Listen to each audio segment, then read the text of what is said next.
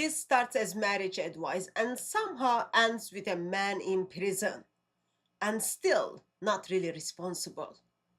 So let's watch the clip together because one of the things you are going to notice here is logic is doing very, very heavy lifting.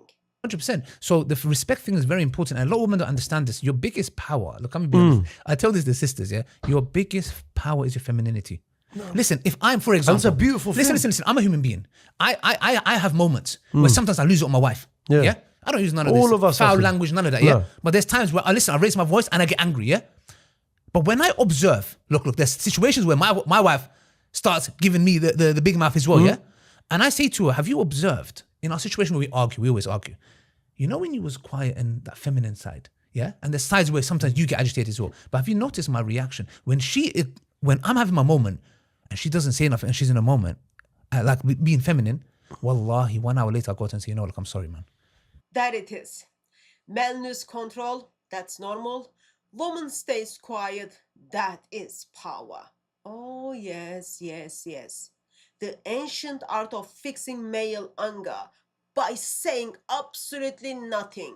So when he explodes, she just absorbs it calmly, quietly, femininely. And if it works, wow, this is great system, this is great religion. If it doesn't, well, clearly she wasn't quiet enough. So did you pick up? Husband's lack of self-control becomes wife's failure to manage it. That's not wisdom. That is simply outsourcing responsibility. And that is just wrong. Because the thing is here, that's why the Prophet ﷺ said, Sallallahu when he alaihi saw wasallam. a female companion, he said, how are you with your husband? And he said, I try my best to please him to the best of my ability. For know that he is your hellfire or your paradise. Don't ever pretend that's harmless. Your husband is your paradise or your hellfire. No pressure, right? In Christianity, Christ alone saves. In Islam, here, hope your husband is in a good mood because apparently eternal destiny now runs through marital satisfaction. This is leverage. If anyone comes to you and then simply says, that's what Islam teaches, you need to say no to that ideology. This is very, very dangerous. What we have, like, should I be saying like, well, congratulations, you just turned your marriage into salvation checkpoint? Seriously, no to Islam, no to these teachings. Now watch this carefully. And the wife they got married to used his past against him that he's left behind, and he's told her, what you're doing, you're trying to bring out a dark side of me that I've tried to bury for a very long time. So he kept on advising her, got the imams involved and got people of knowledge, and she kept on using it to such a level, akhi. He got provoked, which I don't rate. We don't approve what he did, which is usually followed by 90 seconds of explanation exactly why he did it. And she kept on using it to such a level, akhi. He got provoked, which I don't rate, but he lashed out, akhi. He started breaking everything, hurt her to such a level, ended up going to prison. He got provoked, which I don't rate. Well, she provoked him. She used his past. She brought up his dark side. Oh, so the violence comes from her somehow. Because nothing says personal responsibility like, look, what you made me to do it. Let me put that as simple as I can, what we have here. If your explanation of abuse starts with sounding like defense, it probably is one. And did you notice the shift here? What started with a man committing violence and end up with a woman being psychologically analyzed like she's the real problem. That's not accidental.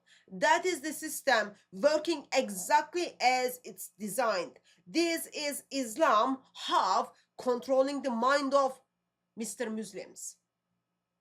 Yeah, it is woman's problem. It is the woman who made me to do it. And here comes the deflection. Of course it is. And then we need to speak about there's a lot of men in abusive relationships. Yes, they do. There's a lot of narcissistic, manipulative, gaslighting women. Of course out there is, bro. There is. Also true, but watch the timing. This isn't about helping men. It's about softening what you just heard. Because apparently emotional frustration and smashing someone's life apart are now in the same category, right? Because hurt feelings and prison sentence are basically twins. That's not balance. That is simply deflection.